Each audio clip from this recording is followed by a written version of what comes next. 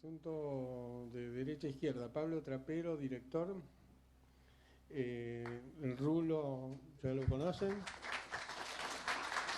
Que ya no tiene rulos, eso es cierto, ya no tiene rulos.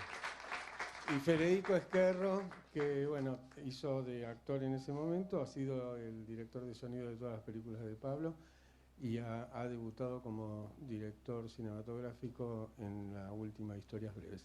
Así que vamos a hacer lo siguiente, si alguno quiere decir algo, lo dice, y después vamos a establecer un diálogo como hacemos normalmente. Les voy a pedir nada más que hablen cuando tengan el micrófono, no como yo, que empecé antes. Solo en el momento que pueden tener el micrófono, así todos los escuchamos y los podemos grabar, hacen uso de la palabra. Bueno, buenas noches. Bueno, gracias Bebe por invitarnos y a presentar la película.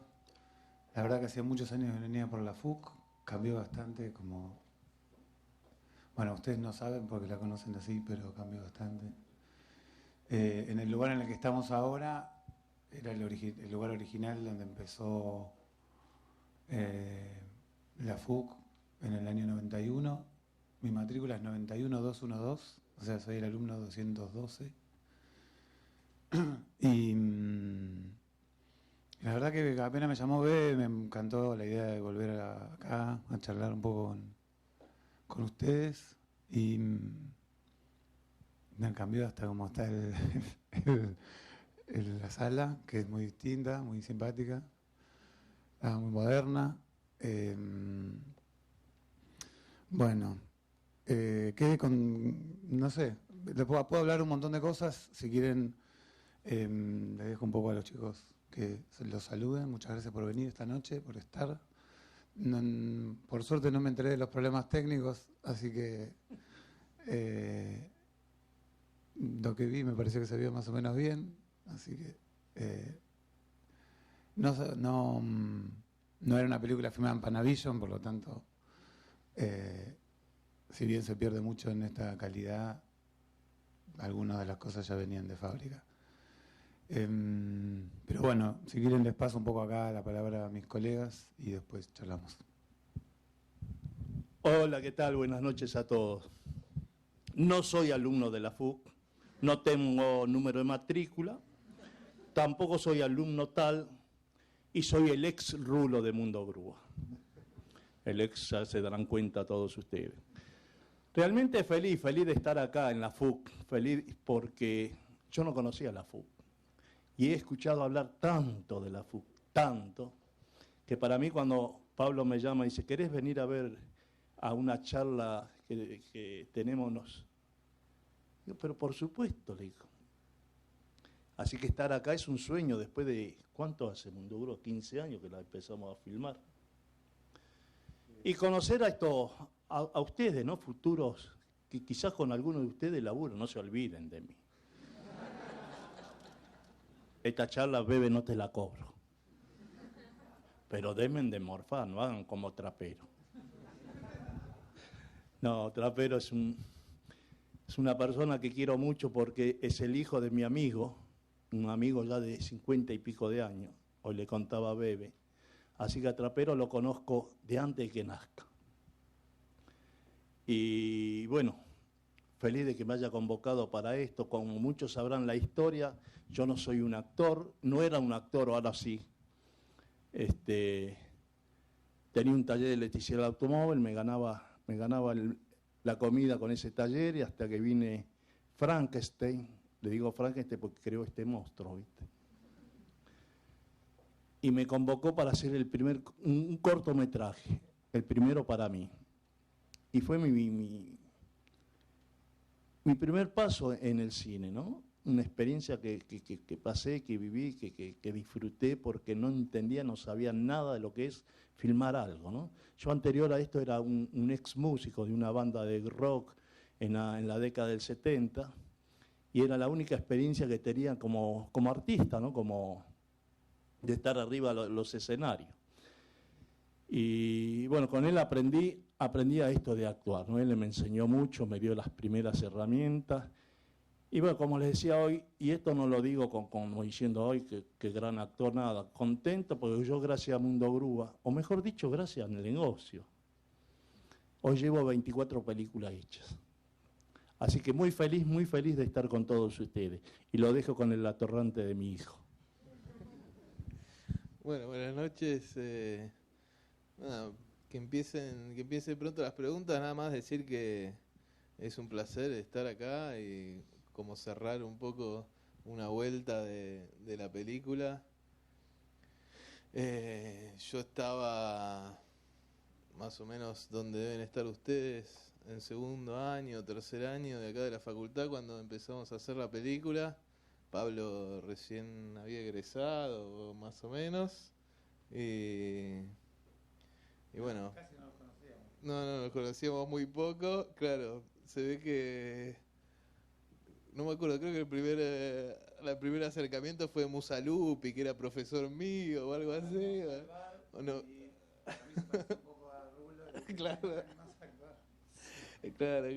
Y bueno, yo por supuesto, como se habrán dado cuenta, no había actuado nunca, ni sabía nada del tema, pero bueno, era así el entusiasmo que estaba acá en este edificio y entre los compañeros, y así la necesidad de filmar y de hacer cosas que inconscientemente acepté hacerlo. Y bueno, hoy después de 15, 14 años estamos acá con no sé cuántas películas hechas juntos, con el mundo recorrido y bueno, volver acá a esta especie de casa que también ha tenido ha vivido estos 15 años intensamente y ha crecido un montón. Y bueno, acá estamos los que empezamos un poco con esto y dimos una vueltita, pero estamos siempre por acá. Bueno, empiecen los que quieran preguntar algo, somos todos oídos.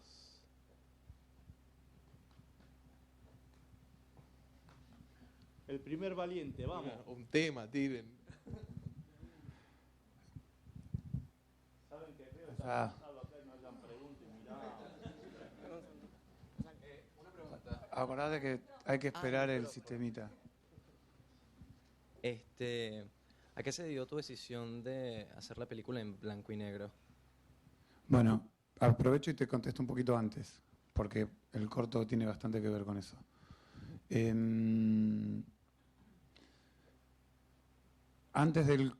Y voy un poquito antes del corto para darte la respuesta. Antes de este corto, había hecho un corto que se llamaba Mocoso Malcriado, que había sido mi primer corto en 16 y el segundo corto de la FUC, creo, de esa época, o más o menos. Y era otra cosa que nada que ver, años 50, basado en un cuento de Horacio Quiroga, de época, que era una especie de pequeño homenaje o reflexión al cine argentino de esos años. Trabajaba Fabián Gianola, que es el hijo de un actor muy famoso llamado Beto Gianola. Bueno, hoy él también es muy famoso. Rita Terranova, que es la hija de Osvaldo Terranova, otro actor de esa época. Nelia Romero, que era la mujer de Carlos Schlieper, un director también de esa época. Y el corto era toda una cosa bastante diferente a lo que después resultó, la segunda experiencia fue Negocios, porque era un trabajo de época con actores formados, con tradición de familia de actores, y un poco reflexionando sobre una manera del cine que yo sentía en la época de estudiante y sigo sintiendo que está olvidada en Argentina. Cuando se empezó a hablar en los 90 del cine argentino, nuevo cine argentino, parecía que hubiera nacido un repollo, que toda la historia no había existido previamente. Y era un corto como reflexionando sobre eso y como con este estilo, para definirlo muy rápidamente, mucho más formalista o más reflexionando sobre una forma de cine muy clásica en los años 50 acá. Y después de eso decidí hacer el corto que vieron ustedes, que nada que ver, que era el negocio de mi padre, donde si bien todo era ficción, la propuesta del corto era, todavía no se habían puesto de moda ni era tan habitual lo que después se conocieron como realities o cámaras ocultas o lo que fuera, que después se hizo más, muy conocido, pero era esta idea de como si fuera una cámara que de alguna manera era testigo de una situación aparentemente cotidiana, y era lo opuesto de lo de este corto. Ninguno era actor, como decía Rulo, era la primera vez que actuaba, el negocio era el de mi viejo, mi viejo actúa en el corto, la mayoría de la gente que actúa era gente que era por primera vez se enfrentaba a esa experiencia de estar frente a la cámara, y era un poco muy diferente a este primer corto que te mencionaba, que no había sido el primer corto que había hecho muchos cortos en video, pero era el primer corto en 16 y este era el segundo corto en 16. Y era lo opuesto de lo que se suponía que uno veía, que parecía como que la cámara estaba ahí, que todo pasaba por ahí. Ese corto se filmó primero todo en video, más o menos, porque además pensaba que en esa época se usaba película para filmar estos cortos, y la película era cara, hoy día sigue siendo cara, entonces tampoco podías ir a ver qué ondas. Entonces estaba prácticamente filmado plano por plano, donde de repente nosotros hacíamos distintos personajes, simplemente para ver después cómo se editaba, y después ir a reproducir eso filmado en 16. Lo que en alguna manera se conoce como el guión técnico o el storyboard, estaba filmado prácticamente entero y editado, y después sobre eso salía a filmar el corto en 16. Se filmaba en blanco y negro, un poco por esta cosa de como media temporal, o sea, no se sabe bien cuándo es. Había bastante pocos elementos de época como para definirlo en una época, y también era una época muy especial, los años 90, donde este tipo de negocios y de lugares estaban medio en extinción. Entonces también era un poco esta idea de dar como una especie de atemporalidad o de casi de sensación de película de época, pero que sin embargo era contemporánea. Entonces esa fue la decisión que tomé en su momento en el corto, y después, bastante tiempo después, cuando decidí hacer la película, que es bastante largo, lo puedo contar en otro momento, si no, no llego nunca a tu respuesta, pero lo puedo contestar en un rato. Cuando decidí hacer Mundo Grúa, que era, como habrán quizás podido ver, como una especie de segundo capítulo en la vida del Rulo, donde incluso hay personajes que siguen, como la abuela, y hay otros personajes que se ve que continúan. Dudé en ese momento si era color o blanco y negro. En ese momento era más barato filmar en blanco y negro que en color. Acá en la FUC había un laboratorio blanco y negro, o sea, empezaba a haber un laboratorio, un experimento, porque todavía ni siquiera se llamaba la verdad, como una especie de cosa en gestación, con el chico que hacía la fotografía, que es Kobe, que además acá estaba haciendo el laboratorio. Era como un poco probar cómo funcionaba el laboratorio, más o menos con esta película. Y hicimos pruebas en video, en color, y lo que pasa para ver qué ondas. Y lo que pasaba justamente era que, sobre todo en las obras en construcción y en las cosas, volvía a perder esta sensación de atemporalidad que tiene, y además era 16, entonces era 16 forzado, y eso hacía que tuviera mucho más grano que la situación natural del 16. En un laboratorio que tenía sus problemitas técnicos, pues no un laboratorio profesional, entonces fuimos directamente por el otro lado, en vez de pretender que no se viera como si fuera lo que era, fuimos al revés. Se forzó mucho la película, se sobrereveló, nos hicieron un montón de cosas que ya no me acuerdo, para tratar de darle un carácter de una imagen todavía más antigua de lo que era en ese momento. Y habíamos hecho, para tomar decisión, unas pruebas en video, y lo que pasaba justamente es que en las obras en construcción y en todos esos lugares son lugares que estamos bastante acostumbrados a ver, o en la calle, en la vida cotidiana, o en la televisión, y de una cosa de ficción, porque los cascos son muy chillones, amarillos, la ropa de los obreros siempre tienen como cosas refractarias, las máquinas en general tienen mucho color, iba bastante en contra de lo que quería hacer. Entonces hicimos esa prueba en video y probábamos incluso en el video mismo descromatizando y dando contraste y qué sé yo, y ahí decidí filmar en en blanco y negro. Y entonces, lo primero que se filmó es algo que no está en la película, porque en realidad esa película no existía, no era como una película que estaba programada con un presupuesto, con una fecha de rodaje y una fecha de estreno, y mucho menos, sino que empezó siendo un experimento donde el deseo era que la película, o sea, el desafío más grande para mí era dejar de ser un flaco que quería hacer una película y quería estar haciendo una película. Todavía no sabía si se iba a terminar, ni cuándo, ni siquiera sabía si algún día iba a tener todos los recursos para hacerla. Se filmó durante 2 años más o menos.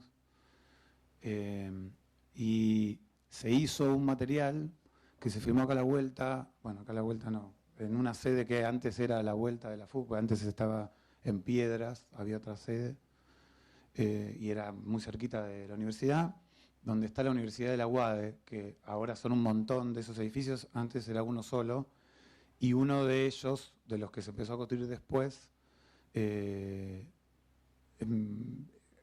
es donde filmamos a la grúa que se estaba montando. Y como todavía no existía la película, llamé a... Yo creo que ni siquiera estaba... ¿Vos estabas, Fede? No. Llamé a un grupo de gente que tenía cercana y digo, miren, tengo una idea de una posible película que más o menos se trata de esto y quiero salir a filmar una situación que es puramente documental, que si tuviera que producir no la podría producir, pero meter elementos de ficción de la ficción esta que se trata de este hombre que busca trabajo en una grúa. Y entonces conseguí los permisos en la UADE que me dejaban filmar el montaje de esa grúa, conseguimos unas latas, bueno, etcétera, y salimos a hacer esta especie de puesta en escena de la ficción de la película en esa situación que iba pasando a su ritmo, que era el montaje de la grúa esta alta, y era donde llegaba por primera vez al rulo a que le expliquen cómo era este trabajo.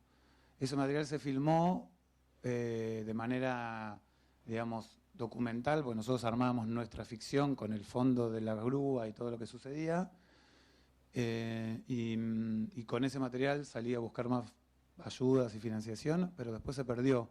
Entonces nunca quedó en la película, pero en el DVD, que hicimos varios años después, están los materiales en UMATI, que es una calidad que en su momento era como más que el HD, creo, algo así. Y se filmaron más o menos 3 latas de 16, que eran a razón de 12 minutos por lata, eran 30 y pico de minutos. Y eso que fue un poco lo que fue el germen de la película, o sea, las primeras imágenes de la película se hicieron en blanco y negro, también para ver si la teoría esta del video que te había comentado funcionaba, y viéndolo en la película, porque la película no existía todavía, eran todos experimentos. Y quedó buenísimo, me encantó, armé un coso y a partir de ahí muchos amigos empezaban a cargar porque yo decía que tenía una película donde en la primera etapa era una película con muy poca imagen y muchos textos que contaban lo que iba a pasar. Y después a medida que iban pasando las jornadas eran más imágenes que textos contando lo que iba a pasar. Y por eso duró casi 2 años. Y había amigos que ya me cargaban porque les mostraba la película, que era una especie de una película muda con intertítulos, pero que era la manera en la que yo iba chequeando cómo funcionaba la película. Pero eso que era tan importante en toda la gestación, incluso para tomar la decisión del blanco y negro, después nunca quedó en la película. Gracias.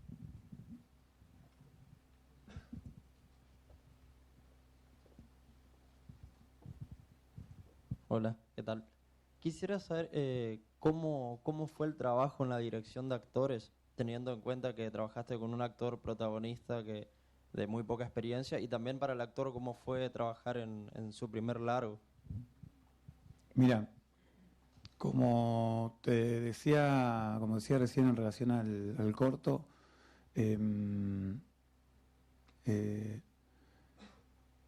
hay muchas corrientes o escuelas de actuación. Hay una bastante conocida, o por lo menos una teoría, no sé si llega a ser una escuela, digamos, pero lo que decía Bresson sobre los actores, que en realidad son modelos. Entonces, de acuerdo a quién esté delante de la cámara, naturalmente se vuelve actor. Eso es algo que de una manera diferente nosotros podemos experimentar cotidianamente, porque ninguno de nosotros es la persona que es todo el tiempo. O sea, una cosa son ustedes acá siendo alumnos, después siendo, no sé, hijos, o siendo novios, o siendo profesores. O sea, cada uno de nosotros sabemos interpretar roles. Yo trabajé bastante tiempo con chicos, dando clases de teatro, y tuve una etapa en la que me formé como actor también. Y llegué a actuar incluso. Entonces, más o menos me siento cómodo con el trabajo con los actores. Y la verdad que un actor es quien actúa. Después hay actores profesionales, después hay actores con formación, pero para la cámara da lo mismo si vos tenés formación o no. Lo importante es cómo se relaciona ese actor con la cámara y con la escena. Entonces, en realidad depende mucho de las películas y de las escenas de las películas. En esta película, si bien estaba Rulo, que era la primera vez que actuaba, por ejemplo, Adriana Eisenberg, que era la pareja, digamos, del Rulo en la ficción, en ese momento, se llama Adriana Eisenberg, esa actriz en ese momento estaba haciendo una tira que se llamaba Poliladron, que era una cosa súper exitosa, una mujer con una formación de teatro de hace muchísimos años, y de hecho era muy, muy loco, porque por un lado estaba Rulo, le propuse a Adriana tomar una especie de prueba para ver cómo se sentía al trabajar con una persona que no era actor. Y era muy loco también lo que pasaba porque era una persona bastante famosa en ese momento, entonces estábamos filmando en la calle sin ningún tipo de operativo de seguridad de los que hay en un set, y la gente pasaba a saludarla porque era la mamá de Suárez en Poliladron en ese momento. Entonces era una mezcla, te doy que era el extremo del otro extremo. Pero después hay muchos actores que después con el tiempo se hicieron conocidos, como Rolly Serrano, Daniel Valenzuela, Oscar Alegre, que en ese momento no eran conocidos, pero que muchos tenían o formación de escuela o formación de oficio, porque muchos actores son actores por el oficio, no por la formación de un conservatorio.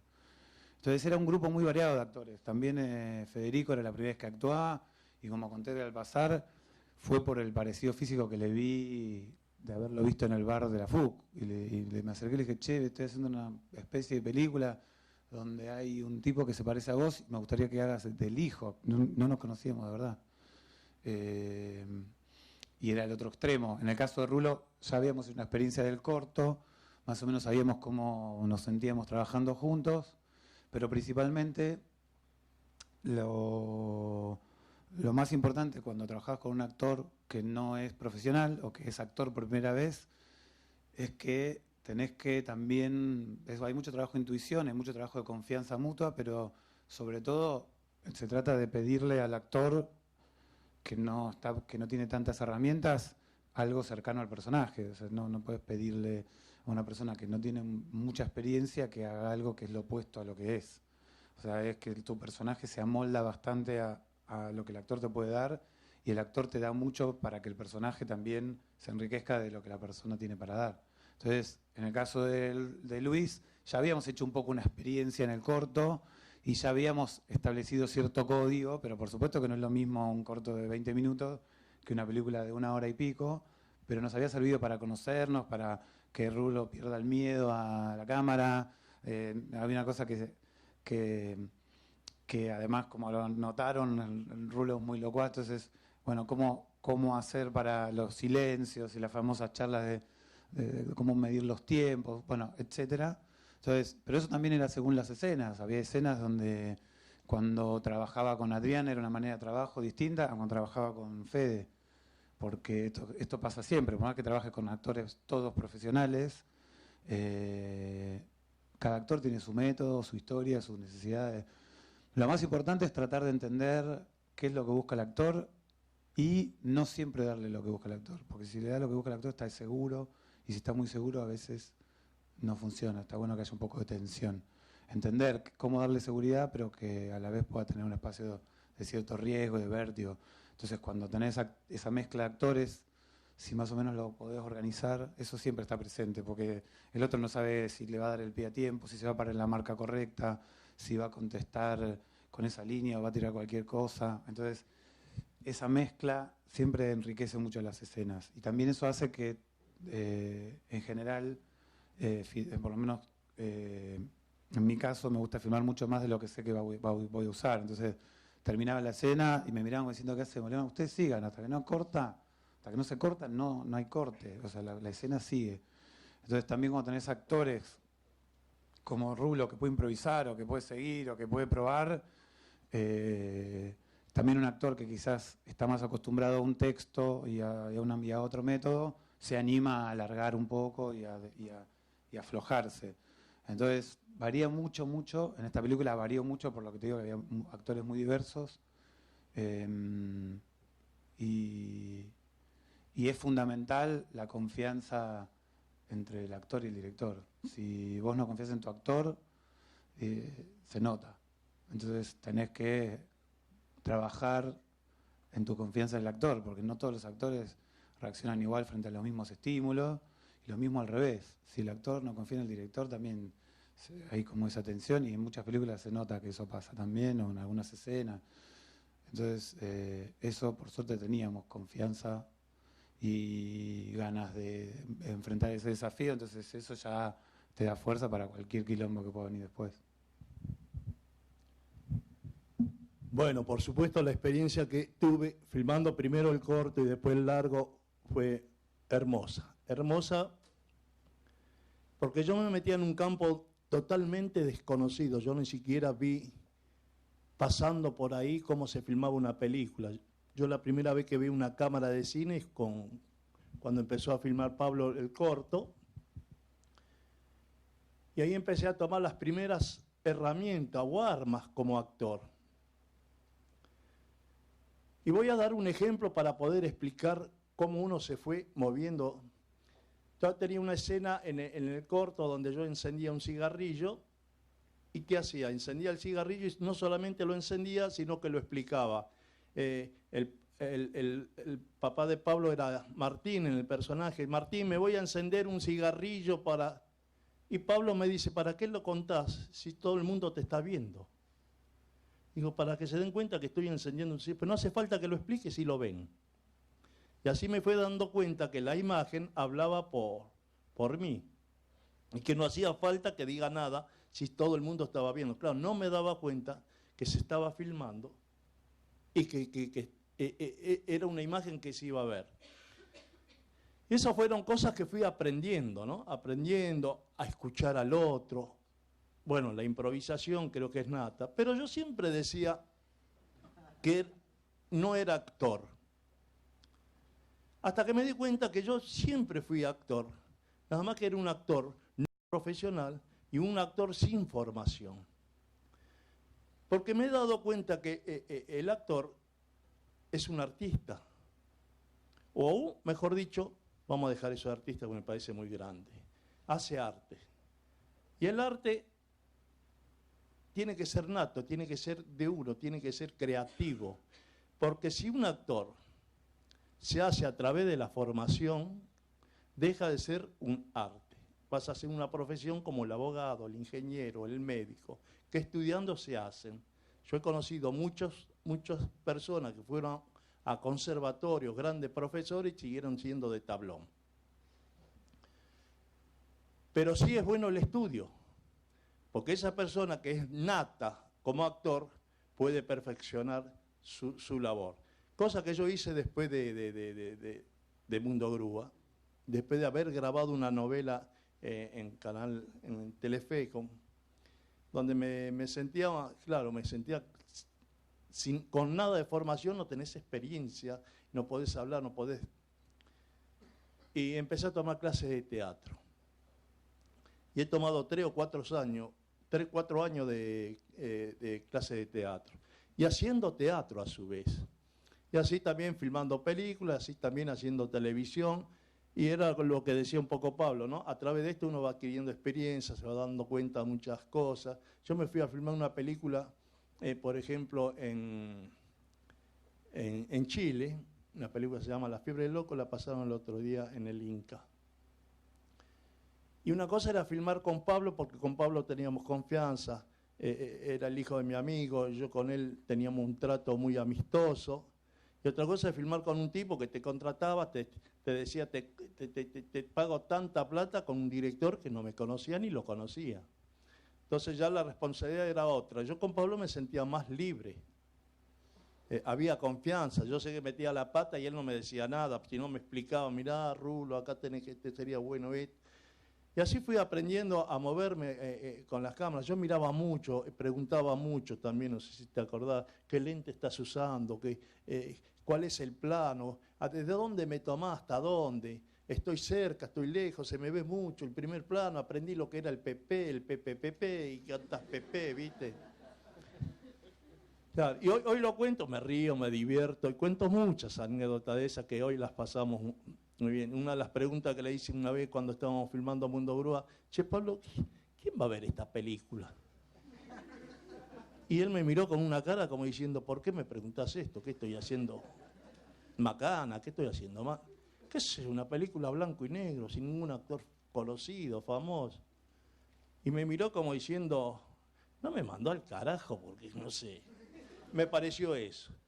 Me dice, Rulo, mirá que hay mucha gente que le interesa el blanco y negro. Ah, bueno, mira, yo lo único que quiero es ir a una sala y que haya 100 personas que la estén viendo. Después me voy tranquilo y después dame un cassette para cuando hagamos el asado con los muchachos yo fanfarreo un poco que hice una película. Pero esto se transformó cuando en el Bafisi, no se llamaba Bafisi en aquella época, el primer Bafisi, se llamaba, ¿no? En el Bafisi tuvimos la suerte, Pablo gana el premio a Mejor Director y yo me gano el premio a Mejor Actor. Y estaba arriba del escenario del Teatro San Martín con el premio a la mano. ¿Y ahora qué hago? ¿Sigo con los autos o me hago actor? Y si me hago actor, ¿cómo hago? ¿Cómo me muevo en este ambiente?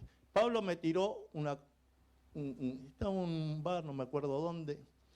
Vos, Rulo, ¿qué vas a hacer? ¿Vas a seguir con tu taller o vas a seguir actuando? Y a mí me gustaría actuar. Bueno, el actor tiene que saber resolver conflictos. Como si me hablaba en inglés, era lo mismo para mí. ¿Qué me quiso decir? ¿Qué conflicto tengo que resolver? ¿Viste? Bueno, estoy contando esto. Ustedes dense la idea de lo que es la experiencia o la noción que yo tenía de actuar, ¿no?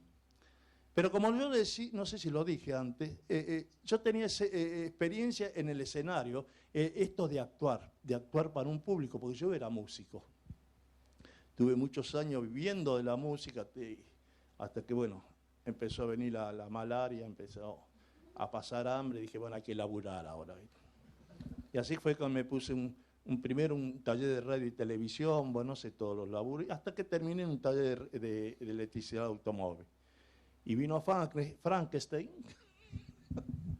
a proponerme para hacer un corte. Y a mí el arte siempre me gustó.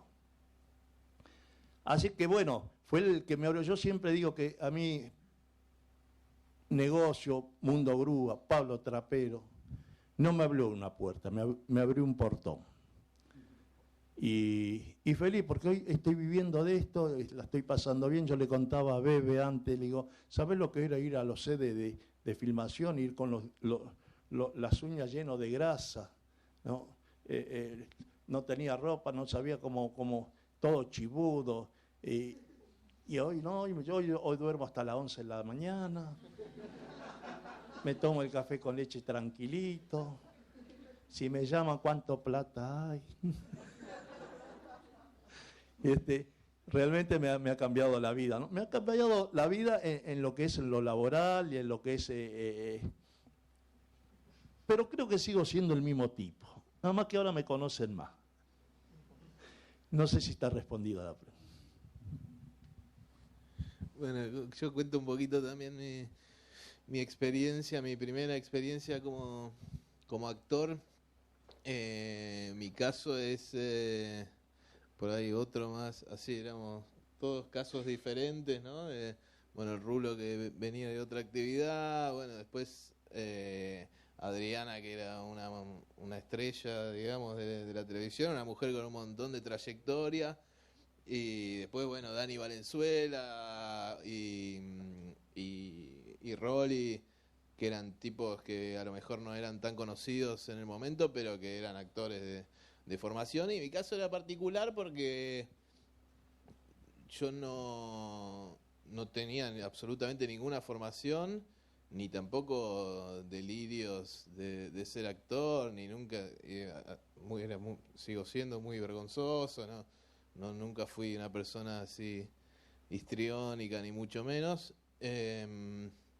pero bueno, pero tenía una formación de esta universidad, ¿no? O sea, de alguna manera, aunque no tenía formación como actor, tenía una formación que era más o menos del medio. Y sabías agarrar un bajo. Y sabía agarrar un bajo, sí. Pero bueno, y fue muy enriquecedora para mí, así no solo de encontrarme, empezar a disfrutar un poco de la actuación a medida que iban pasando las jornadas. La verdad que el, sé que muchas veces así es un poco de la fantasía. Hay mucha gente que fantasea con actuar o con salir en el cine, qué sé yo. Para mí, no, cero, nunca tuve ningún tipo de fantasía con eso. Me costaba bastante, al principio me parecía bastante, digamos, era como un mal trago que tenía que pasar para poder hacer una película, ¿no? Porque estaba, pero era como había una avidez por filmar y un hambre de filmar y de hacer cosas que era, bueno, vamos y hacemos lo que haya que hacer. Y la verdad que fue muy enriquecedora en todo sentido la película para mí, porque en un momento fui asistente de dirección, bueno, después terminé haciendo la asistencia de sonido. Claro, cuando no actuaba hacía caña. Claro, claro, con la ropa del personaje, y o hacía claqueta, ¿viste? No daba. Y después, bueno, la actuación era así, las primeras escenas, sobre todo, era. Porque además yo era asistente de dirección en el primer momento donde me tocó actuar. Entonces, me acuerdo que.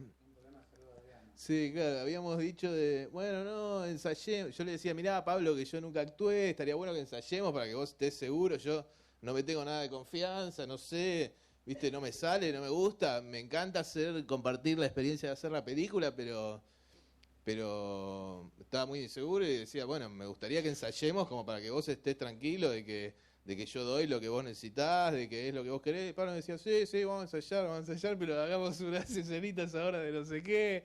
Entonces yo fui entrando en el proyecto, fui siendo asistente de dirección. En un momento se enferma, tiene un problema de salud Adriana, y que tenía que hacer la escena. Estábamos todos ahí, Adriana no llegaba, no iba a venir.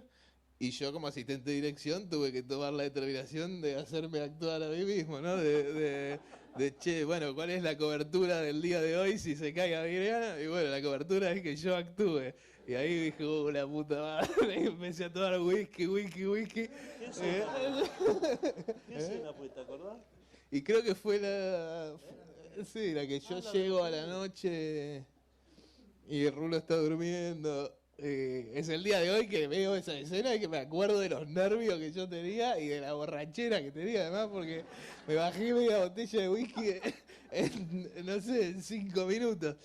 Ahí después ya me di cuenta que era medio inviable lo de actuar, y sobre todo con el whisky, lo de actuar y ser asistente de dirección. Y bueno, después de un tiempo ya me pasé al sonido también, porque la película se fue filmando cronológicamente y ya para la parte del sur yo ya no tenía escenas, y entonces ya me pasé de lleno al equipo de sonido, pero era así como que mi experiencia fue de no dar abasto de la cantidad de cosas que iba aprendiendo y absorbiendo y disfrutando, ¿no? De, bueno, ir a hacer la claqueta, ir a hacer el micrófono, y aparte éramos muy pocos y bueno, éramos todos bastante versátiles, ¿no? Así, dentro de la falta o del poco profesionalismo que teníamos por la experiencia y por la edad.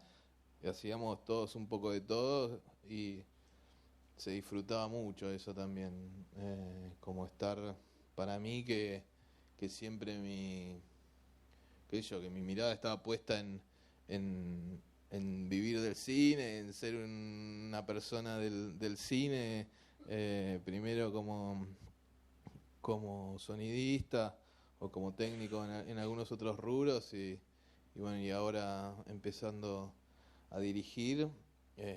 Era como un curso súper acelerado, digamos, después de haber tenido un poco de formación acá, teórico y práctica. Era, bueno, nos juntamos y vamos a hacer una película y vamos a aprender cómo se hace una película haciéndola, ¿no? Y fue todo súper mágico desde desde los comienzos, desde esta cosa de juntarse y filmar, que era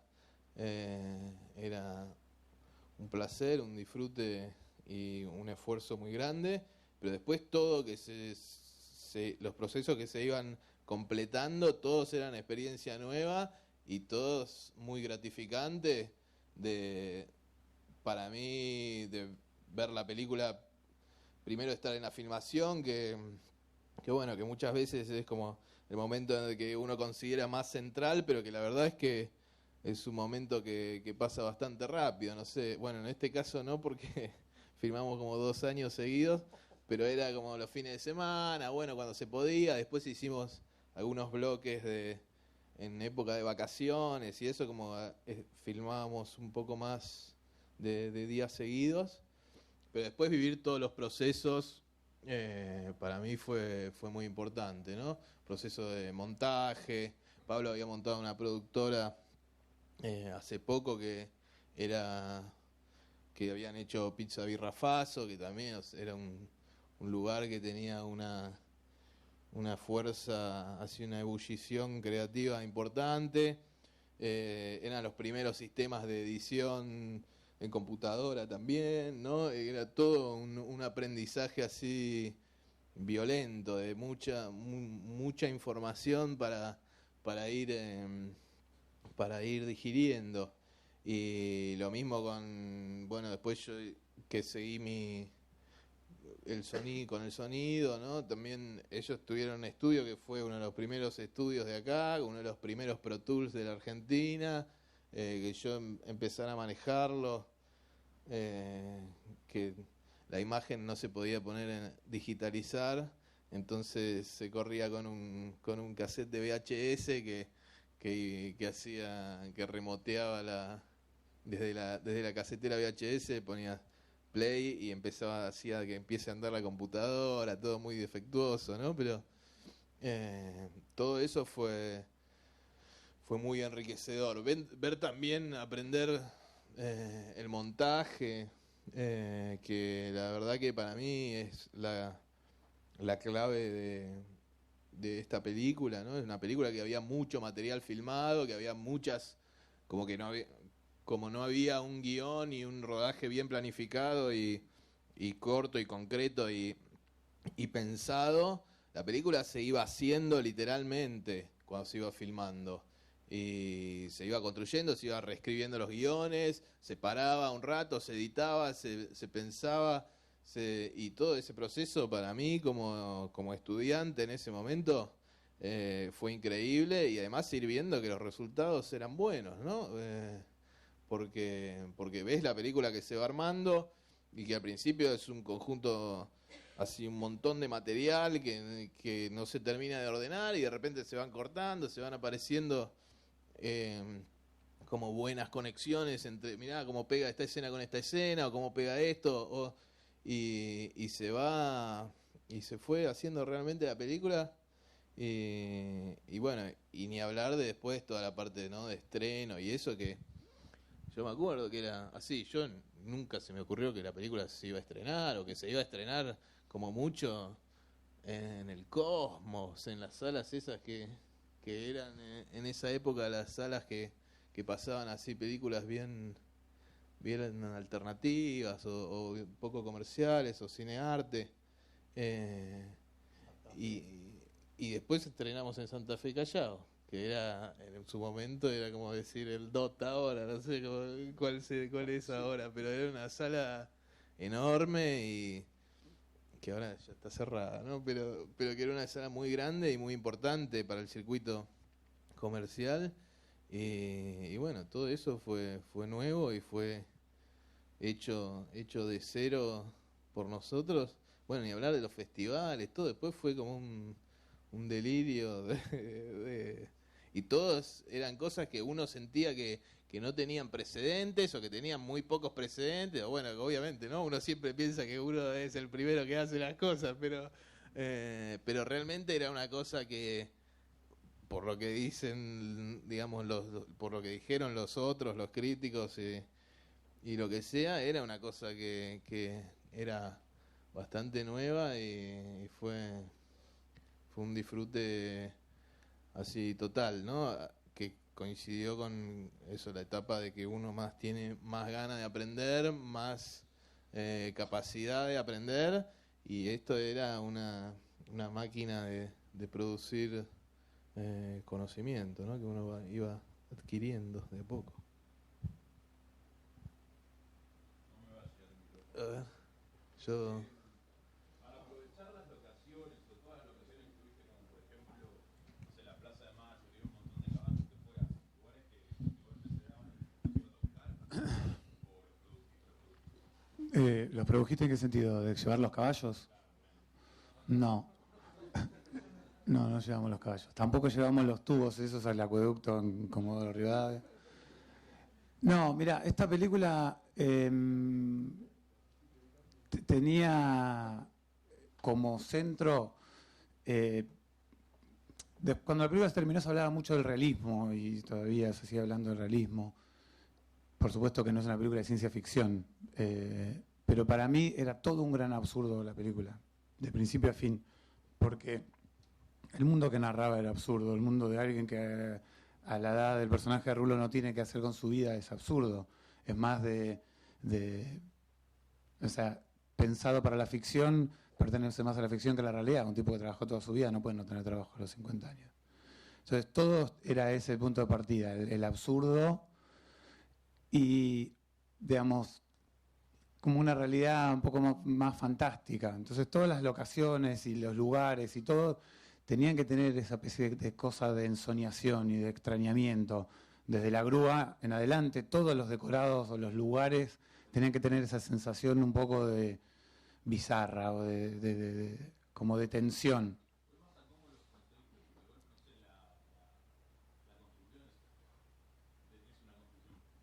Claro, por eso te digo, en realidad, en algunos casos eran cosas que estaban en el guión pensando en eso, es decir, bueno, hay muchas obras de construcción, ahora encontrar una que tenga esta particularidad, que tenga, no sé, estos recorridos bizarros, que no entendés dónde están, que haya, no sé, en muchos estilos de construcción había que buscar una que fuera en esa dirección. Por ejemplo, esto que mencionás de la Plaza de Mayo, era que sabía que iba a haber un evento y que había una escena donde ellos salían a pasear como una especie de situación familiar, pero no iban a igual que el cine que tiene ese proyector gigante. O sea, había que buscar situaciones que existieran, porque no había presupuesto para producir una obra en construcción, ni el acueducto, ni el cine, ni todos los caballos en Plaza de Mayo. Pero todas esas situaciones tenían que responder como a esta necesidad del guión de que el cotidiano del Rulo era todo fantástico, ¿entendés? Todo era como un poco así. Y si vos, por ejemplo, ese auto que vos ves que se va al sur, ese auto, para la gente que sabe de autos, sabe que no puede andar en un lugar que no sea un lugar de autos de carrera. Y el auto se va y se mete en la tierra y se mete en no sé dónde. Y para la ficción, esos autos tampoco pueden, no es que vos parás y cargar nafta en una estación de servicio y me pones tanto de súper, porque es un auto de carrera que lo tenés que preparar, que las gomas, o sea, para trasladarlo 2.000 kilómetros los llevas en un tráiler, no te vas 2.000 kilómetros en ese auto. Entonces ese auto es lo mismo, había que conseguir un auto que fuera lo suficientemente extraño para tener esta sensación, pero que a la vez sea un auto de TC2000, no es que es un auto de, no sé, ¿entendés?, de Fórmula 1. Entonces todos los elementos tenían que tener como esta cosa de algo que vos de alguna manera habías visto, o todos conocemos, pero con esa especie de tono un poco extraño de ensoñación. Entonces, los lugares se buscaban pensando en eso. La obra, por ejemplo, en el guión, la obra original del guión era una represa que supuestamente se construiría en la Patagonia, porque en la etapa en la que ya se acercaba a eso, yo había averiguado, el Rulo tenía que ir a un lugar inhóspito donde no tuviera nada que ver con la ciudad donde él había trabajado. Hay 3 lugares: el barrio donde él vive, que es la provincia de Buenos Aires, donde trabaja en Capital, que es como su primer viaje, que es más cerca, pero que igual es un viaje porque todo es distinto para él, y el segundo viaje, que es el viaje al mundo fantástico, que es la Patagonia. Entonces, en el guión, lo que se construía era una represa. Entonces, él iba a usar esas máquinas topadoras que se usan para tirar árboles y todo eso, pero en el medio, por estas cosas de la historia, se frenó la obra. Nunca se me hizo la represa, y no, en Trelew, ¿verdad? y a 15, 20 días o un mes, ya con más o menos todo organizado para viajar, nos quedamos sin locación. Entonces empecé a buscar. En esa época no había celular, no había mail, y no estoy hablando de hace 40.000 años, estoy hablando de hace 15 años atrás. No había celular, no había mail, no había internet, o sea, no había todo lo que, la cosa que decís, che, se me cayó la locación, a ver, pone obras en Nueva Patagonia, ¿entendés? Entonces era llamar por teléfono, mandar un fax para pedir una autorización para que te contesten a ver qué obra estaba haciendo alguien en algún lugar. Todo eso en 15 días, porque estaba todo medio listo, la guita ya te había conseguido para filmar, toda la gente que venía estaba más o menos disponible para esas 2 semanas y había que salir a buscar una locación. Entonces, la locación esta apareció muy cerquita del tiempo de ir a filmar, pero respetando un poco esta idea. Se cambió lo que era como esta cosa de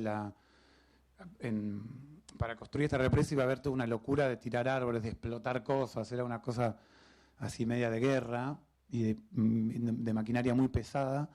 Entonces había que buscar maquinaria pesada, pero en lo opuesto. Imagínate, con la primera vez que pasamos, que yo pasé en mi cabeza de todo ese mundo que era como de una película de guerra a una maquinita que hace un agujero en la tierra. Era como, o sea, la película va a fracasar, porque no sé, o sea, toda la teoría de lo que nos llevaba hasta ese lugar no tenía el decorado ideal. Bueno, como muchas veces en las películas, de estos problemas, si se lo sabés sobrellevar y aprender, aparecen un montón de ideas.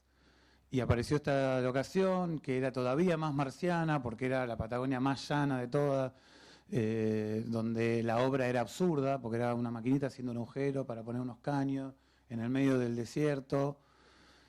Y entonces lo que en un momento para mí era el fin de la película, terminó siendo, un poco por el azar, algo buenísimo a nivel de la imagen. Descubrimos en la búsqueda de locaciones esta especie de desierto, donde ellos se van, que es la Laguna Seca, donde se van con el auto. Todas esas locaciones, algunas con más éxito que otras, definían muchas veces las escenas, porque imagínate, en vez de ir a hacer esta cosa de la represa, tener que ir a construir esta maquinita que hace que va comiendo la tierra tan silenciosamente, había que repensar las escenas de vuelta.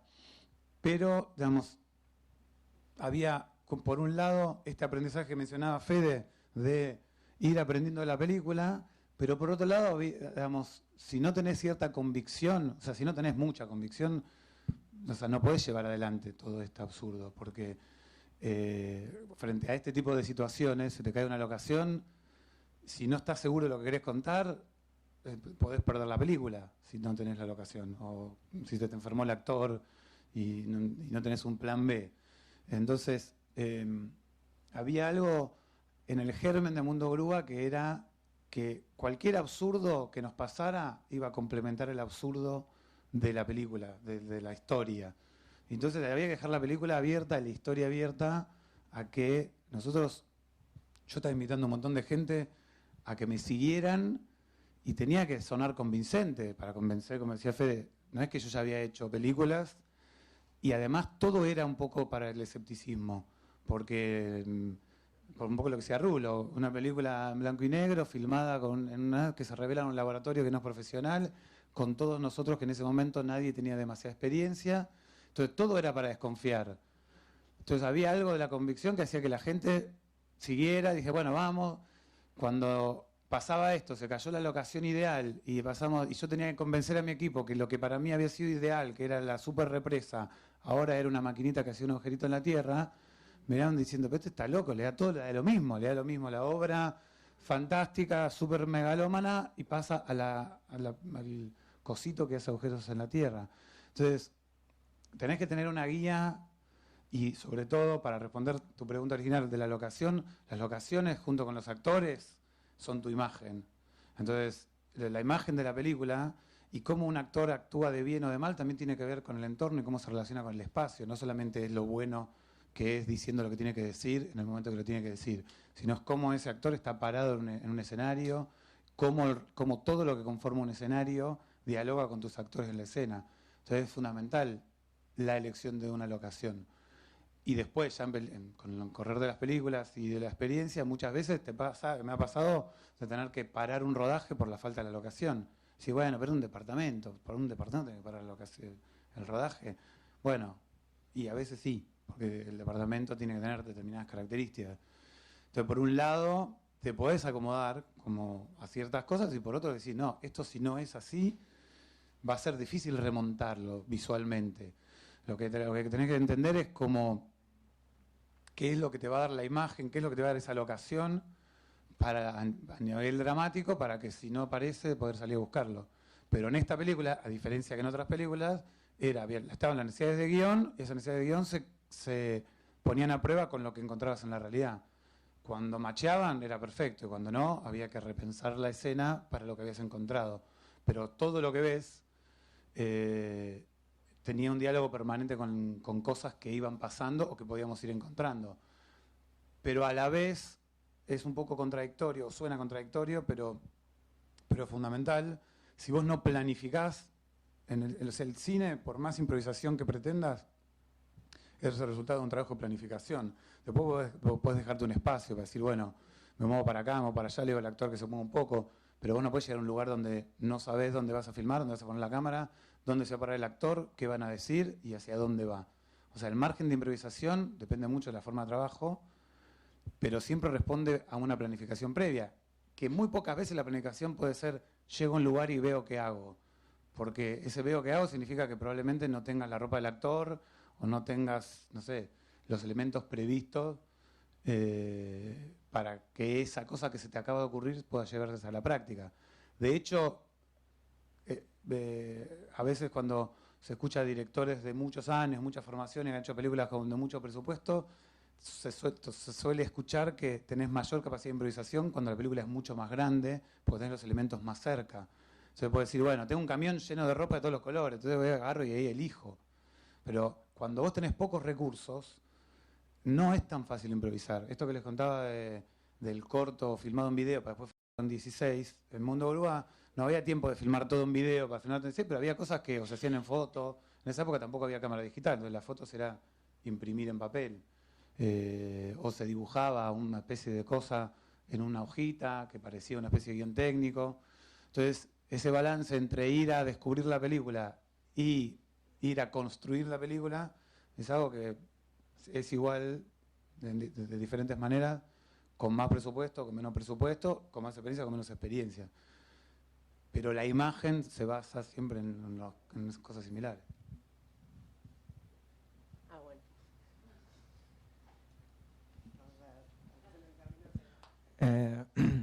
Perdón por mi portuñol primero. Yo quería te preguntar una cosa. Yo sentí mucho en este personaje también de Rulo, este artista que no era más un artista, que fue cambiando de vida y eso yo, no sé, cómo vos también sentía esta posibilidad de ser un artista, un director y tal vez no lograrla.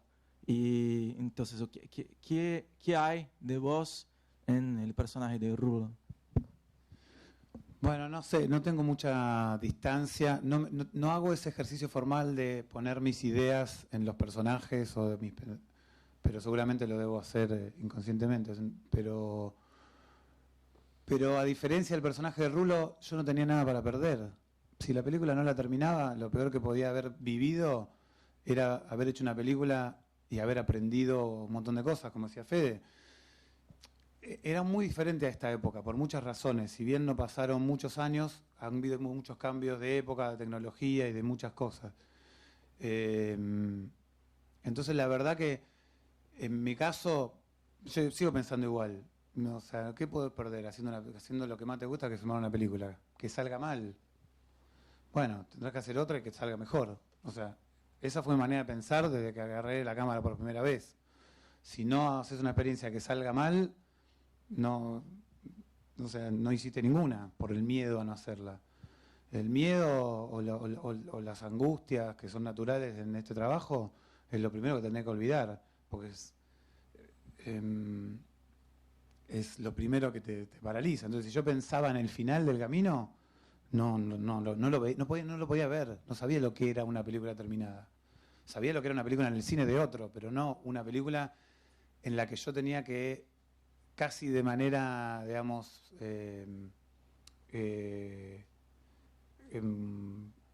¿cómo se dice?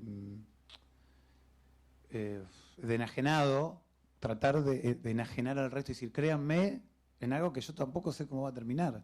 Entonces, si vos pensás en el final, es muy difícil ver lo que tenés inmediatamente. Yo suelo usar un ejemplo, la gente usa muchos ejemplos del fútbol, y hay un ejemplo en este caso del tenis que viene muy bien, y es que para un tenista que está jugando su primera rueda en un torneo, no hablemos de Wimbledon o ningún torneo de Grand Slam, si piensa en la final no puede jugar. Entonces, ¿qué es lo que te dice un entrenador de tenis? Vos pensás ni siquiera en el punto, vos tenés que pensar en la pelota que va a venir y dónde va a venir para pegarle y que vaya y pensar cómo la va a recibir el otro personaje, el otro jugador. Y aunque parezca un ejemplo un poco torpe, es un ejemplo bastante práctico, porque si vos pensás en el final del proceso, es tanto lo que tenés que pensar que no podés.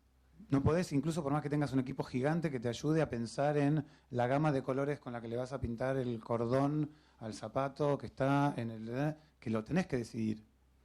Tenés que decidir de qué colores va a usar el extra en los zapatos del fondo.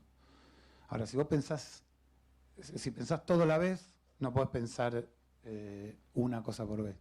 Entonces, esta cosa de qué es lo que pensaba, y yo pensaba en la pelotita a la que tenía que pegar siguiente, que era, bueno, ¿qué es lo siguiente? Bueno, ir a filmar a tal cosa y decirle a Rulo tal cosa y a Federico tal cosa. ¿Y qué era lo peor que podía pasar? Que me saliera mal. O sea, no había nada para perder. Y yo creo que no hay nada para perder nunca. Siempre que tengas la dicha de estar filmando, ¿qué es lo que puede pasar? Que salga mal. Pero si tenés ganas de hacer película, vas a encontrar otra que te salga mejor.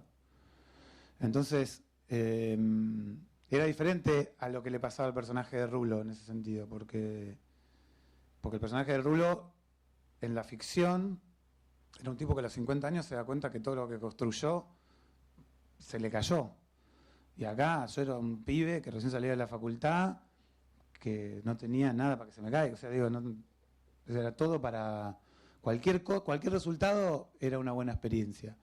Como cuando te dicen en un torneo, andá a jugar, por lo menos aprendés, ve cómo es el Volvo y cómo te pasan la pelotita, aprendés a que alguien te pase la toalla en vez de que vos tenés que ir a secarte. O sea, es todo entrenamiento. Y hacer cine tiene... Bueno, yo estuve en este mismo lugar, que era diferente, en una charla que dio Herzog en su momento, que decía que si él tuviera una escuela de cine, pondría como materia gimnasio y pondría box, porque el entrenamiento físico y la sensación de frustración permanente de que querés saltar más alto y no llegás, la sensación de que querés pegar más fuerte y no podés, y esa cosa que es muy del deporte, está muy relacionada con hacer cine, porque controlar tu frustración es fundamental y es algo que el director vive, yo te diría, 98% del día. ¿Entendés? Porque quería que llueva y hay sol, o porque quería que hay sol y llueve, porque el actor viene de mal humor, porque no hay presupuesto ni experiencia que te dé la seguridad de que lo que vos querés va a salir 100% como vos querés.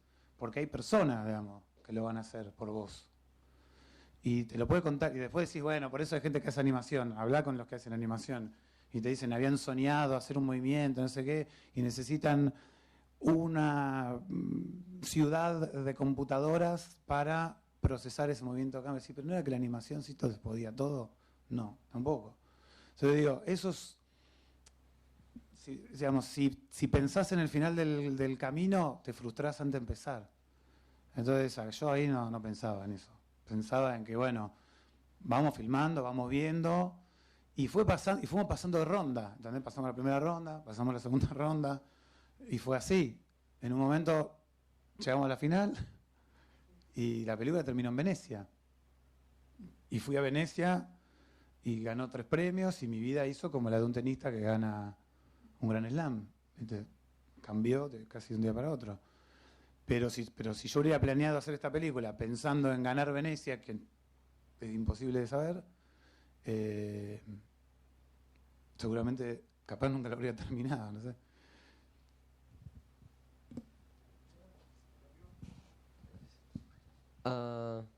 Yo quería salir como un poco de Mundo Grúa y como que me gustaría que nos hablara un poco como a nivel de producción de esto que alcanzaste a tocar con esta última pregunta. Tan pronto se cierra la película y se abren otras puertas, ¿cómo se fue encadenando el mecanismo de producción ahí de lo que es su cine y cómo evolucionó hasta lo que es hoy en día, digamos, hasta Elefante Blanco?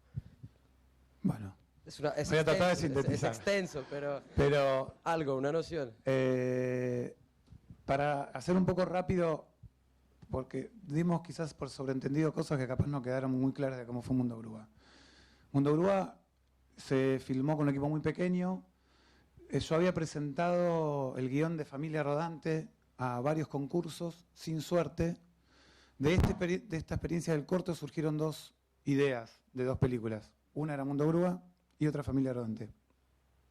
Una era con Rulo y la otra era con mi abuela, que es la protagonista de Familia Rodante. El primer guión que escribí fue Familia Rodante. Salí de la escuela, como decía Fede, estaba, digamos, esta especie de euforia, de ebullición por hacer películas. Me presento a los concursos de ópera prima y me dicen, no, flaco, esta película no la podés hacer, es una película enorme, es muy complicada, ¿quién te conoce? Esta guita acá no te... Bueno, época de Marvin, no saben ni quién es. Es una época donde, ¿qué cine vos? No vos, Pablo, ¿vos quién? No había personas de 25 años queriendo dirigir películas. En esa época normalmente se empezaba a dirigir a los 40, 50, porque no había tantas escuelas, era la tecnología, todo era muy distinto, y el camino que vos hacías para convertirte en director era empezar de tiracable, claquetista, asistente de dirección, hasta que finalmente te convertías en director. Entonces, era muy extraño eso, pero te quiero decir esto porque tiene mucho que ver con la pregunta de la producción. Me presenté a un concurso para conseguir dinero para filmar una película de una manera, entre comillas, más tradicional, y me dijeron en varios lados que no. Iba a buscar a los productores y también me decían que no.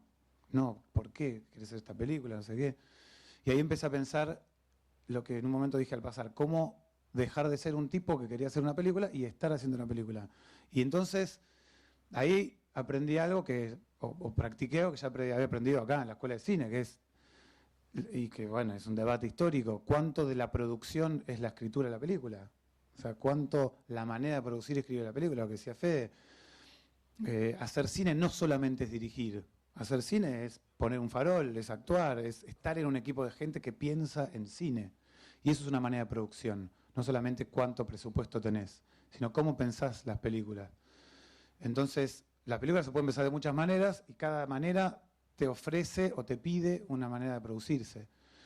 Hay muchas películas donde tu manera de producirla va a terminar de escribirla. En este caso, que no conseguí las ayudas para hacer una película tradicional con tantas semanas, con tanto presupuesto, era, ¿qué tengo para hacer una película? Bueno, tengo un actor con el que quiero laburar, tengo un equipo de gente que me acompaña y que confía en que puedo llegar a hacer una película, y tengo unas ideas para una película. Y eso era todo lo que tenía la producción, porque no tenía un mango. Entonces, con mi sueldo de docente, yo daba clases de teatro a chicos y trabajaba mucho como editor freelance, de montajista. Entonces, fui juntando unos mangos y con eso filmamos esos primeros materiales que te comenté. Entonces, eso ni siquiera tenía la forma de una película. Era hasta ese momento ir filmando de a pedacitos. Con esos primeros pedazos sí se formalizó un poco la película. Tuve que terminar un guión con forma más o menos de guión para presentarlo en un fondo y decir que había un equipo que éramos más o menos nosotros, con un actor que era el Rulo, con un guión que se parecía a esto. Y ahí la película se fue moldeando también por las necesidades de producción, porque tenía que pedir plata, y para pedir plata tenía que explicar qué película quería hacer. Entonces, las presentaciones en distintos fondos fue haciendo que muchas ideas que eran un poco caóticas se tuvieran que materializar en papeles, en imágenes, y ahí se fue produciendo un poco, digamos, improvisadamente, no improvisadamente, accidentadamente, porque era por la necesidad de hacer la película, el método de producción. Se presentó en un fondo, se ganó un dinero, con ese dinero que también era inédito porque gané un fondo de un festival que se llama Rotterdam, que me dieron una plata para poder filmar, con eso seguí filmando. Y así iba, entre los ahorros de dar clases y de edición y que la mayoría, y que todos confiaban en que esta película podía terminarse y que todavía nadie estaba cobrando nada. Entonces se podía filmar. Un año y pico después, después de muchos de estos armados que se iban haciendo, con los que yo iba encontrando gente diciendo, miren, el Fondo Nacional de las Artes, distintos lugares donde iba presentando material para ir consiguiendo dinero, se terminó la película en formato offline.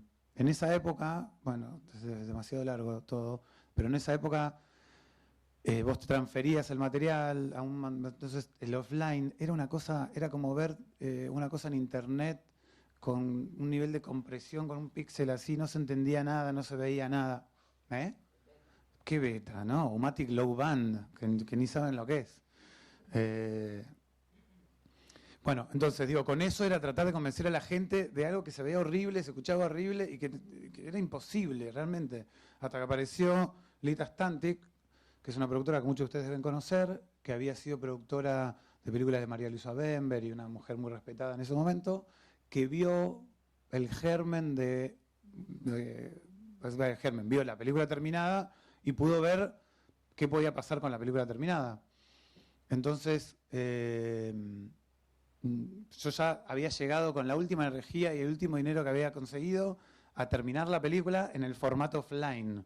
Y a partir de ahí, un poco por lo que decía Fede, venía otro mundo que era convertir esa película en película 35 milímetros, pagarle a todo el mundo, hacer que la parte legal de la película fuera, digamos, seria y sustentable, y que todo el mundo, si esto alguna vez se convertía en una película para los cines y no para ver, como decía Rulo, en el asado, la gente cobre algo de dinero por haber trabajado. Un montón de otras cosas que sí eran de un sistema de producción más tradicional. Entonces se presentó en el instituto, se armó un presupuesto, se le habló con la gente, y dijo, bueno, si algún día hay dinero, vos vas a cobrar, digamos, si trabajaste 6, 8 semanas, vas a cobrar 12, porque si algún día se cobra, nada, porque va a haber plata, y así, se armaron presupuestos, se arregló con la gente, se arregló con los sindicatos, todo el mundo entendió que esta película era urgente, entonces los sindicatos que muchas veces te traban, en este caso dijeron, bueno, vayan, después vemos. El sistema de producción se fue inventando a medida que se iba haciendo la película, pero se completó de manera más tradicional cuando apareció Lita, que consiguió otros fondos, consiguió otras ayudas, entonces se amplió la película, se hizo contrato con todo el mundo, y se estrenó. Entonces, al estrenarse, la película generó, por suerte, un movimiento que nos sorprendió a todos y que hizo que todo el mundo cobrara por la película, incluido los que estamos acá, pero también otra gente, los distribuidores, los exhibidores, la gente decía, mirá, esta película...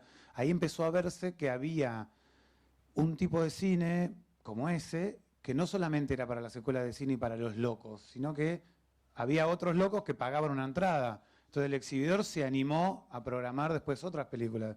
Y como suele pasar hasta hoy en día, los que más ganan con la plata con las películas son los exhibidores. Para que ustedes sepan, el ticket de una película, entre el 50 y el 70% del valor del ticket va a las salas. Entonces imagínate, había estas películas donde de repente no había cuota pantalla, no había nada en esa época. Entonces era como que entraron las películas por la fuerza propia de la película. Y de alguna manera eso dejó un poco un camino de producción que se inventó un poco sobre la marcha. ¿Cómo eso se condice con Elefante Blanco? Aunque te parezca contradictorio, ahí tiene bastante en común. En el sentido que Elefante Blanco es una película que necesita un método de producción bastante propio. ¿Cómo es filmar adentro de una villa? Mirá para atrás y no hay una experiencia que te diga cómo se filma dentro de una villa. Entonces vas aprendiendo sobre la marcha. Digamos, hay otras cosas que ya sabés y hay otras cosas que no tenés que aprender. Pero hay muchas cosas que cada película te pide para la película. Por eso también el sistema de producción es muy delicado. Por eso muchas veces las coproducciones te arruinan una película, porque necesitan que pongas un actor de no sé dónde o un técnico de no sé dónde para complementar un sistema de producción. En este caso, la coproducción a mí me pedía que traiga un actor español y yo traje un actor belga porque necesitamos un actor gringo con lo cual fue un quilombo, porque la producción española no le servía el actor belga, porque no servía para nadie en la coproducción. Entonces también eso, si bien había un método de producción más tradicional como el de una coproducción con España, era nuevo porque el coproductor con España no tenía el actor, y etcétera. Quiero decir, cada película te va diciendo cómo la tenés que hacer. Y cuando es al revés, en general la película se lastima. Si vos querés meter un sistema de producción idéntico para cada película, son las películas que uno ve que son todas más o menos parecidas, porque te empezás a acotar, porque entonces el actor puede laburar tantas horas, puede hablar así, se puede mover, tenés tantos metros de vía, porque no sé, estoy diciendo cosas muy tontas, pero te empieza a acotar las necesidades de la película a lo que vos ya tenés. Lo importante es que la película te abra los caminos de producción y que vos tengas las herramientas o como director exijas esas herramientas de producción para hacer la película que vos querés hacer. A veces con más éxito, otras veces con menos éxito, pero el método de producción es siempre el mismo aplicado. Tenés una idea que tenés que pensar cómo la llevas a cabo de la mejor manera posible. Y a veces las ofertas de producción no son la mejor manera posible de hacerla. Quizás es más conveniente porque tenés más plata, pero no es más conveniente para esa película que querés hacer, porque te obliga a otras cosas. Entonces, varía mucho según la película. Es muy difícil hablarte de un sistema, pero no es tan diferente cómo se amolda la producción a Mundo Grúa a cómo hay que inventar un sistema de producción para Elefante Blanco. Por un montón de cosas que necesita la película, que cada película te va a ir pidiendo aprender a hacerlas. Disculpen, últimas dos preguntas porque nos hemos excedido, cosa que vale la pena, pero dos preguntas más y agradecemos a los participantes.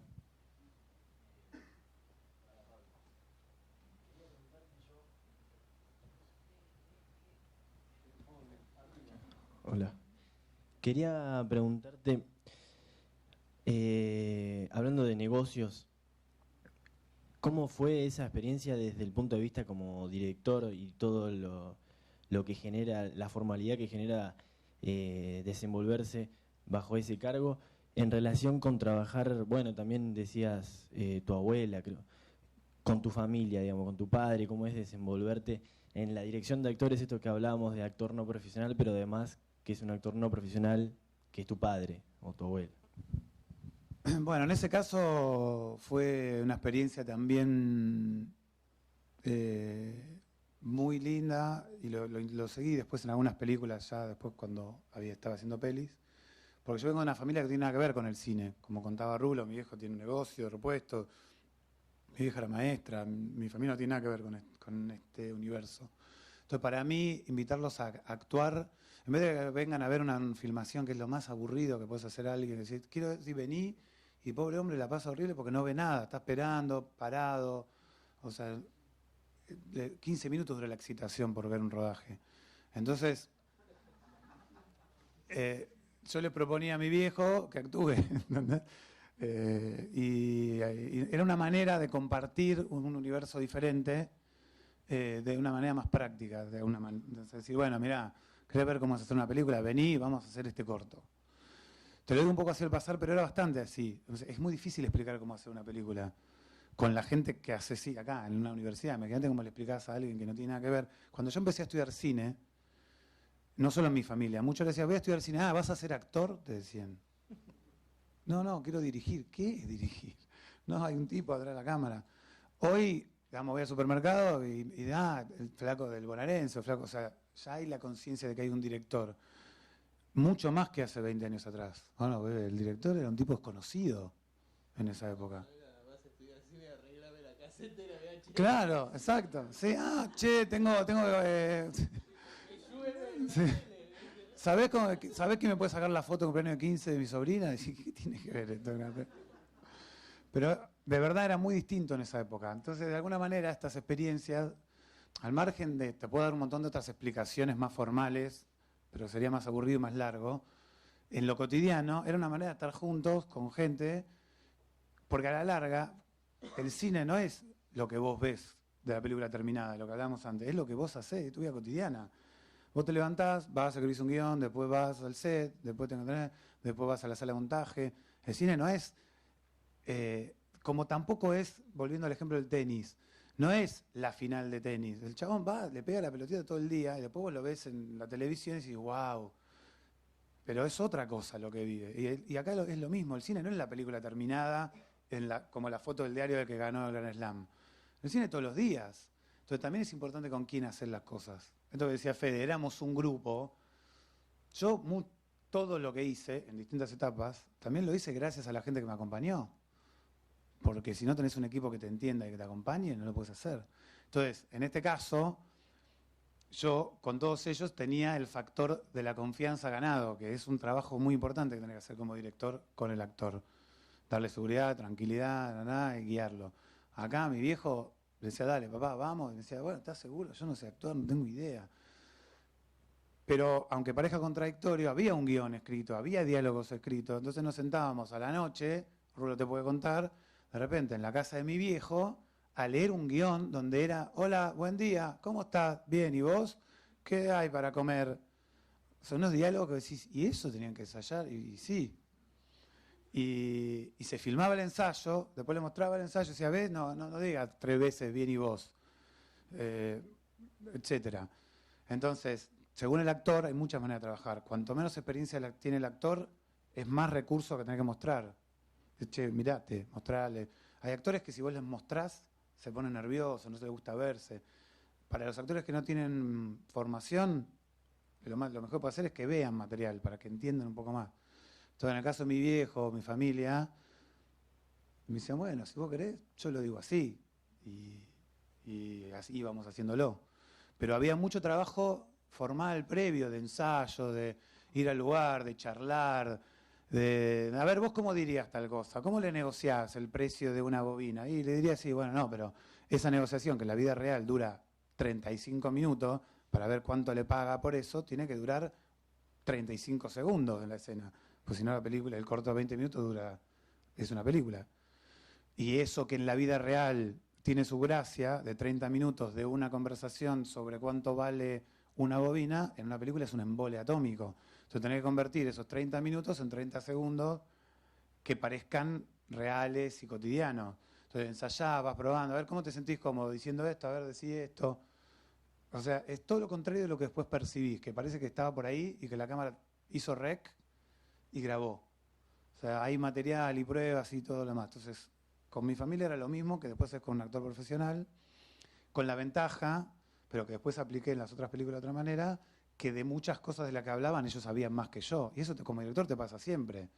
Yo no sé más de la cárcel que el carcelero, o que una mina que está presa, o no sé más de la policía que el tipo que es policía. Entonces siempre en las películas se llaman de distintas maneras, asesores, advisor, consultant, whatever, o te llevas a un amigo que sepa y además le decís que actúe. Y que en vez de decirte cómo se dice, que lo diga. O un amigo o alguien, o sea, en mis películas de después, muchos de los personajes que ves de policía son policías reales, o de la gente de los servicios penitenciarios son de servicio penitenciario real.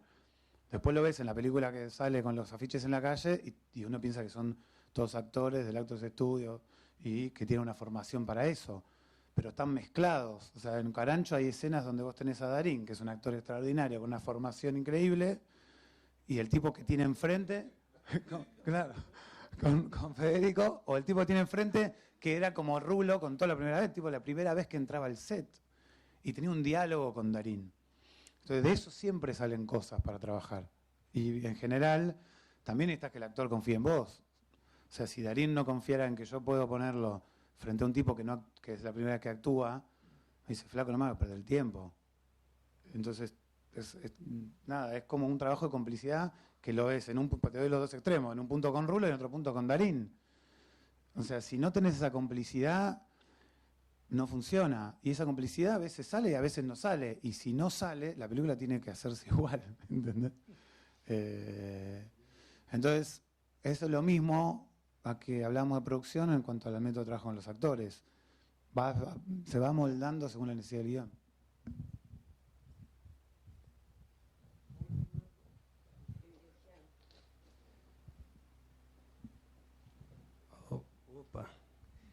Bueno, Pablo, te quería preguntar, una vez que terminaste la peli, ¿no?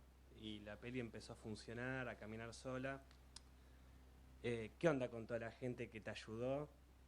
Con todos los favores que pediste. Porque, no sé, por lo menos en las pelis que hacemos hoy en día en la FUC, terminamos y nos peleamos todos y no nos hablamos más. Entonces, o sea, yo nunca pude volver a trabajar ni de eléctrico ni de fotógrafo de vuelta con la misma persona porque, nada, decimos, este se excedió con los favores, te llaman un sábado a las 3 de la mañana, che, vení, se me trabó la cámara, vení a arreglarla. Y después ve que se gana, no sé, 8 premios, se está haciendo una gira, se está pagando un viaje por Europa que se lo paga el Inca, y decís, hijo de puta. Dios, ¿qué onda? Contame tu experiencia. Es muy buena tu pregunta, porque... No, porque... Y es muy complicado, porque el cine, como hablábamos recién, o como te decía antes, todo el tiempo te enfrentas a frustraciones, porque vos decís... quiero, no sé qué, quiero filmar a las 5 de la mañana. Para filmar a las 5 de la mañana tengo que ser a la gente a las 12. Para sentar a la gente a las 12. Entonces, eso que era una boludez, que era filmar un amanecer, termina siendo una pesadilla. Despierto, porque además, en general, en un corto o en una película así, no dormiste para ir a las 2 de la mañana a filmar. ¿Entendés? Entonces, todo es un quilombo. Mirá, tuve más y menos éxito, en el sentido que estoy muy contento porque hay mucha gente con la que laburo desde el primer corto de la FUC. O sea, el fotógrafo con el que trabajo en mis películas de hoy, hice mi primer corto que contábamos con Su Malcriado, con Fede, con Rulo, y con mucha otra gente vengo laburando hace 20 o 15 años. Con otra gente no tuve tanta suerte. Yo estoy tranquilo en el sentido que en todas mis experiencias siempre fui lo más claro que pude ser hasta lo que podía saber en ese momento. Yo, cuando empecé a hacer Mundo Grúa, no le dije a la gente, vamos a hacer una película que va a ir a Venecia, y vengan y... Pero lo que sí pude hacer es que cuando apareció Lita Stant, yo podría haber terminado esa película de otra manera, por ejemplo. No podría haber llamado a Lita Stant, podría haber dicho, yo la termino como sea, y a mí si me va bien, bien, y al otro que se joda. Y eso es muy delicado, sobre todo para un director joven que empieza, porque con el avidez de hacer cine muchas veces se cometen errores, no voluntariamente, pero donde está dejando de ver esas cosas. Che, te fui a laburar a las 5 de la mañana, ni siquiera me mandás un mensajito cuando te ganaste el premio en el festival, ni siquiera me pagues, pero mandame un mail diciendo gracias por aguantarme cuando te estás mamando en no sé qué festival. Entonces, digo, es muy delicado porque también eso varía según la expectativa del otro. Hay gente que vos le mandás un mail y quería que le mandes una caja de vino, y hay otro que quería que le mandes una caja de vino y quería que le regales un auto. Entonces, eso siempre, como cualquier relación personal, va a depender de ese vínculo. Para mí lo más importante, y con lo que estoy tranquilo en todos estos años, es que la manera en la que yo fui haciendo las películas fue siempre tratando de dar lo que sabía, lo mejor que podía dar en ese momento. Yo no tenía mejor productora que ofrecerle a la gente que me había laburado en ese momento que Lita Stant. Era lo mejor que podía conseguir. Gracias a eso, todo el mundo cobró. Quizás después uno puede decir, vos te fuiste por el mundo y yo no. Bueno, está bien, pero el que viaja es el director, el actor, no viaja el eléctrico. O sea, eso no lo puedo resolver. Pero sí puedo resolver que si laburaste una película donde no había un mango, si hay un mango, cobres. Entonces hay mucha gente que cada uno lo entiende de distinta manera. Me siento bastante exitoso en ese sentido porque vengo laburando con mucha gente hace muchos años, pero también me tocó cruzarme con gente que me dice, yo hubiera querido otra cosa. Y le digo, bueno, pero yo nunca te la prometí. Entonces, eso siempre me da la tranquilidad de que a veces vos te equivocás también.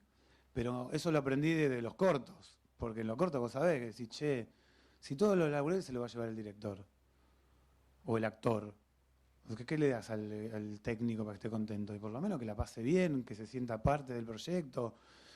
Pero no es que vos se lo das porque haces un favor, es porque es natural de cómo hacer cine. El cine no es el director solo, es el director con un equipo. Entonces, después vas a tener mejor suerte o peor suerte. Digo, o sea, como todo, bueno, pues sos amigo de todo el mundo. Hay gente con la que tenés más amistad y otra con la que no tenés ninguna amistad.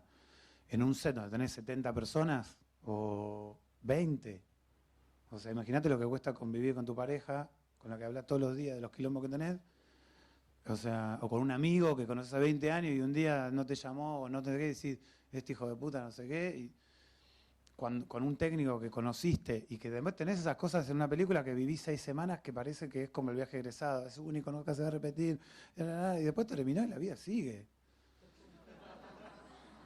Y que, digamos, también por eso en general las películas pasan que se arman noviazgos, se pelea la gente, porque si vos vivís cada película como si fuera un viaje egresado, estás hecho mierda, porque cada película es tu laburo.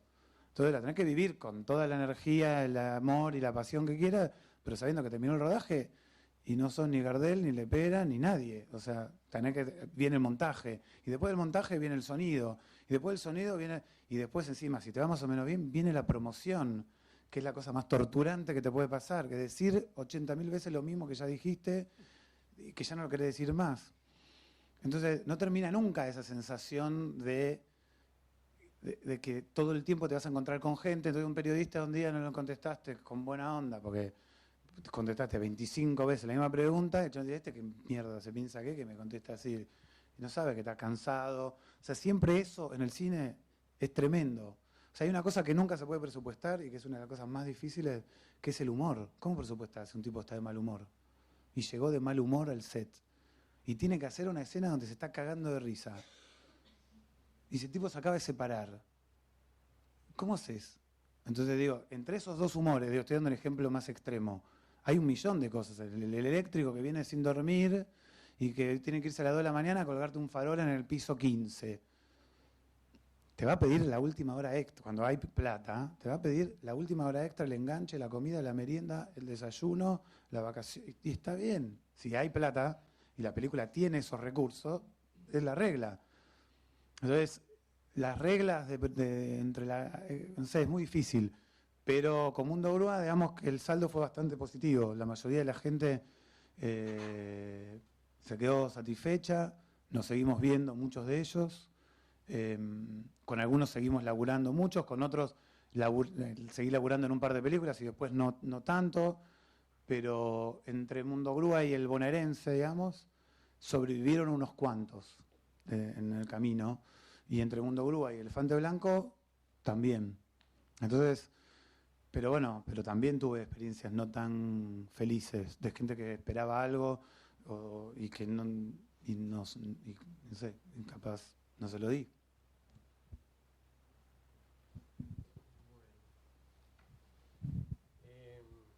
Che, quiero agradecer acá a los muchachos que han venido y que...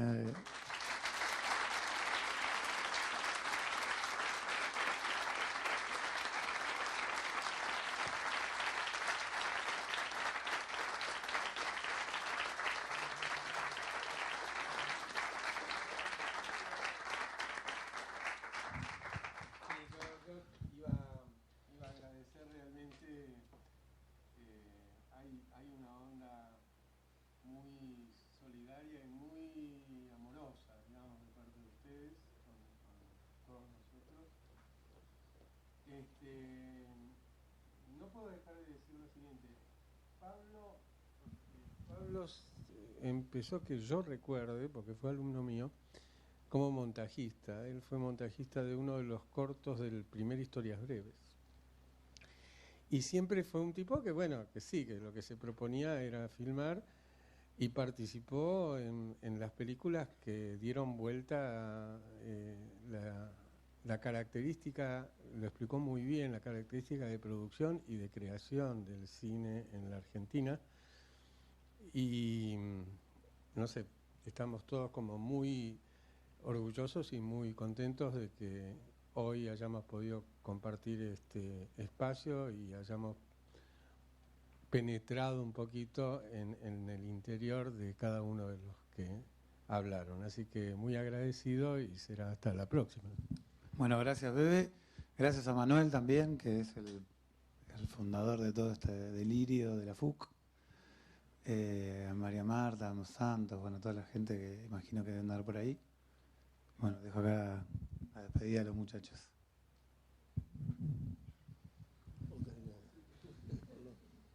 Hagan películas.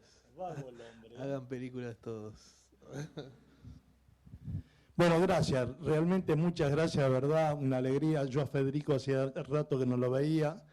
Y este fue un motivo para poder verlo y conocer a Bebe, que realmente la he pasado un rato hermoso con él. Le conté un par de chistes, la pasó muy bien también él. Pero la pasé muy bien también con todos ustedes, escuchando, aprendiendo un poco más acá con el Pablito Trapero. Le digo siempre Pablito, a pesar de que ya ¿tenés los 40 ya? No es más Pablito, es Pablón ahora. Sí, gracias a todos, muchas gracias de verdad.